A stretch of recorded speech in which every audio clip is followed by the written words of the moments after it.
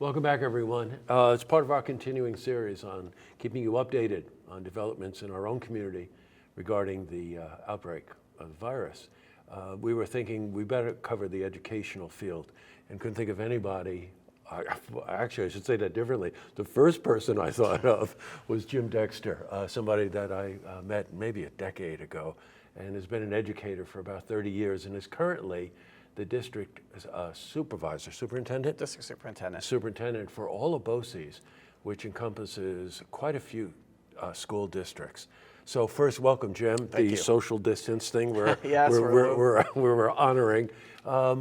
Let's just start. You've been involved with BOCES now for about 10 years, I think you were I've been here telling me. almost, this is my 10th year as district superintendent of this BOCES. Well, I can imagine that you've never seen anything quite like this. No, we've seen a lot of things come and go, but this is the most impactful thing I've seen happen to not only education, but of course our entire state and our entire nation.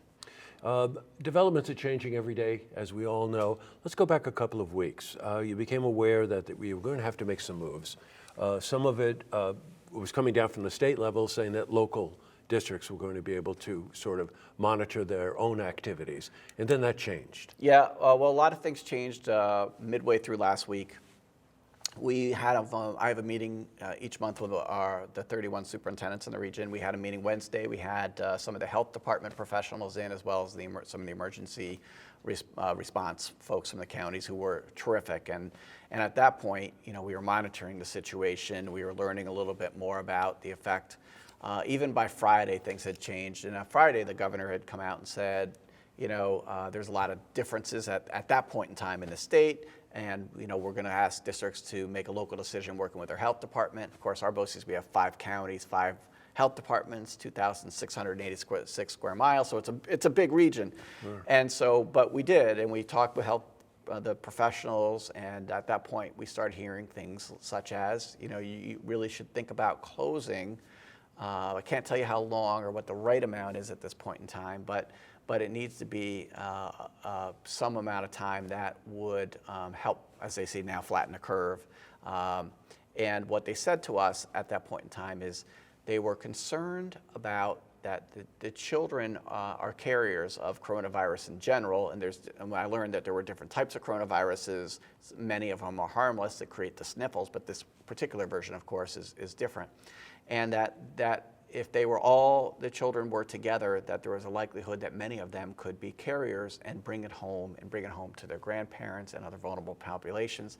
And although they felt the children would recover if they were, or may not even get sick in some cases, that it could be really damaging to their families. And that's when we really started, once we started hearing that advice, we knew we're going to have to make a decision. And so we brought all the superintendents in. They all agreed to come in on Saturday. We came in for a few hours with some legal counsel and going through making sure we understand what the governor was asking us to do at that time. And then, of course, things continued to evolve. And then on Saturday, the decision was made to close the schools. We have a lot of families in and amongst schools, and between counties, amongst counties, and so we felt it was important to have a little bit of a common. We couldn't have some schools doing certain things and other schools doing it. It would have wreaked havoc on the families. And our goal at that time was to give families as much time as we could to plan, as much time to think, and actually have a plan that would carry instruction and food service into the coming week. And so a lot changed. And then on Sunday, things changed even more. Even more so. I'm going to cycle back on something because you, Jim had told me that there were really 3 areas, and as a parent, a grandparent, I'm sure you'll recognize that, how are the children going to be instructed, what kind of food services will be available. And then the other thing, which affects all families, is childcare. Yeah. So let's break it down a little bit. In terms of instruction, what kind of moves are being made there? Okay, so when the decision was made on Saturday, a lot of districts started pulling their teams together, and many districts had done some work the previous week or two of saying, if we had to close, what would it look like? Well, the good news in this region is there's a lot of technology already involved in education. So many of our districts either use Google Classroom or a Microsoft product that has features. And the world has really changed in education over the last several years. Google Classroom has not only the ability to provide assignments for children to turn in work, but it also has the Google Hangouts. So in other words, so you can get together in a secure chat room, and also there's a video feature. So it's all free to the districts, and so they can conduct a lot of business. Now, for a lot of classrooms, this was a good way to go. But obviously, we teach many grade levels and many subjects. So, and we also have swaths of the region without internet, and sometimes people forget that. So if you go out to parts of Cambridge, Argyle, up through Whitehall, and parts of the North Country, there's many families that not only don't have internet, but they also don't have cell coverage. So we had to figure out, okay, so how do we meet the needs of the children at all grade levels, and also make sure that children who don't have good internet access have the ability to access the curriculum. And then the other part is we need to make sure we're educating all children. So we have children who have special needs, and so how do we make sure to the greatest degree possible that the needs of those children are met and that they can access the curriculum as well. So that was the work that was done, and there were a variety of solutions. A lot of them are technology-based, but some of them are phone calls. Some of them are, so we have, for example, at the BOCES, we have social workers. Well, those social workers are going to be in touch with those families and those children to make sure they're getting what they need and that they're engaged in their schoolwork to the greatest degree possible. So we have a team of people who are not only communicating and working with parents, but a lot of creative instructional design materials.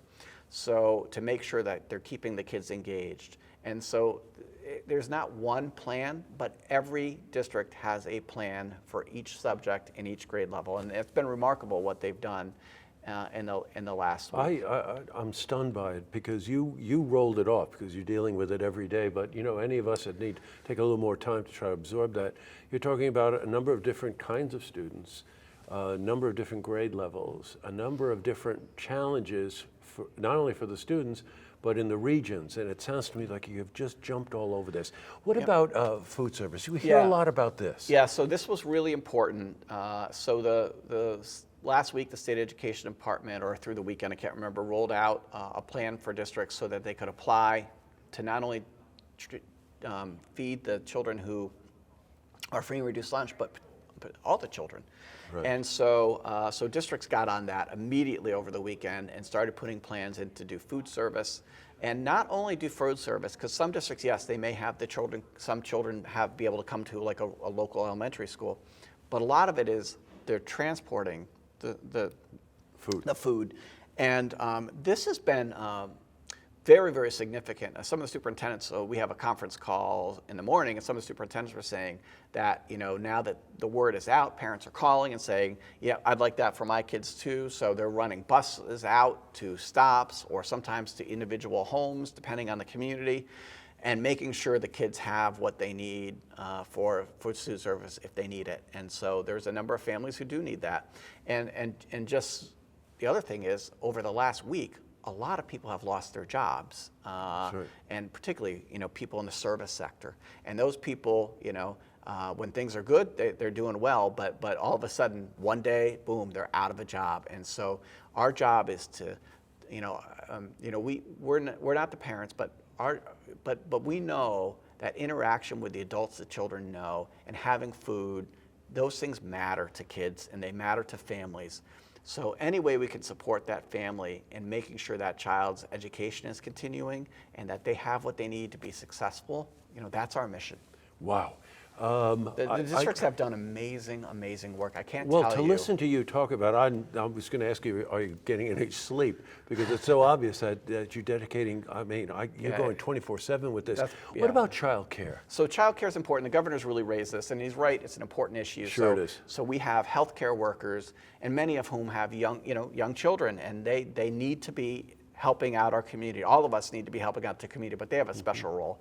And so first responders and child and medical workers or people who work in labs, their work is critical. So the governor said to us, school districts, parents know who you are. We need you to reach out to licensed child care providers. We need you to see what kind of space they have, and we need you to be a resource to connect families that you serve, maybe sometimes children we don't always serve for whatever reason, and these child care workers so that parents can rest and say, okay, I know I've got a good spot for my child to go.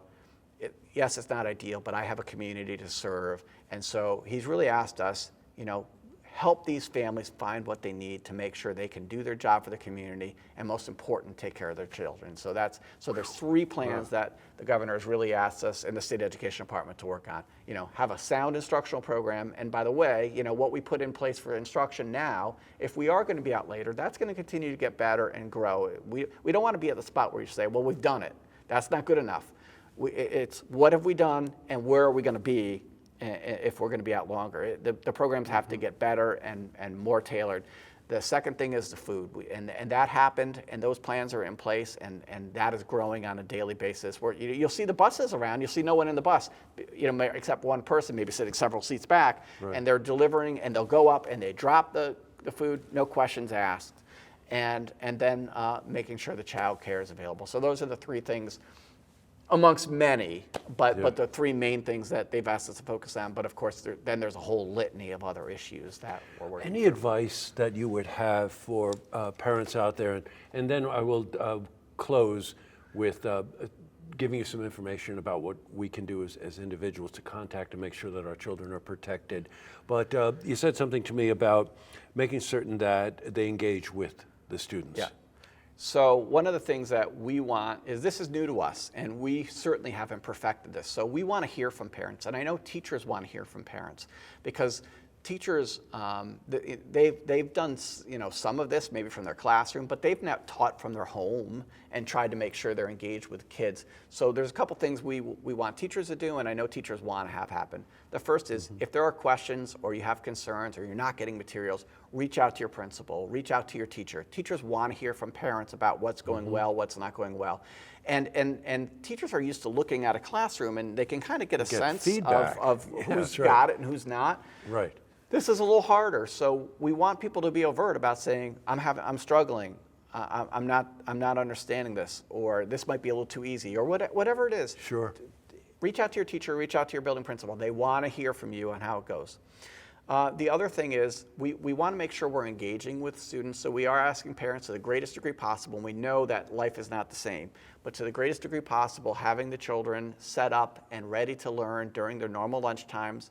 We know that kids like structure, and this will help. And we also know that kids need to hear from adults they know and trust. That's going to be helpful for them. I know that from my own kid, that she has some sense of normalcy in her life, and we're trying to provide that to the greatest degree possible. And the parents are doing outstanding, the parents are these incredible parents trying to make sure that all these kids, being home all the time, are doing everything they need to do and keeping their own life and all the pressures of what's going on in society right now.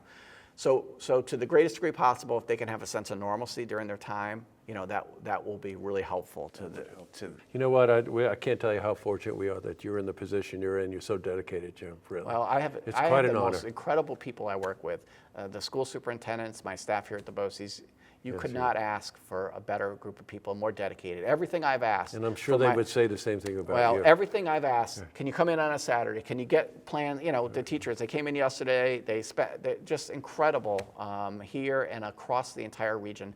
I've seen some of the work. It's really impressive, and it's going to get better. Well, thank you. Thank you for taking the time. Most welcome. To really get in depth on this. Happy I really to do appreciate it. Yeah, Jim. happy to do it. Thank you. Bump. All right. Yeah. Okay. See this interview again. You can head to our website, looktvonline.com.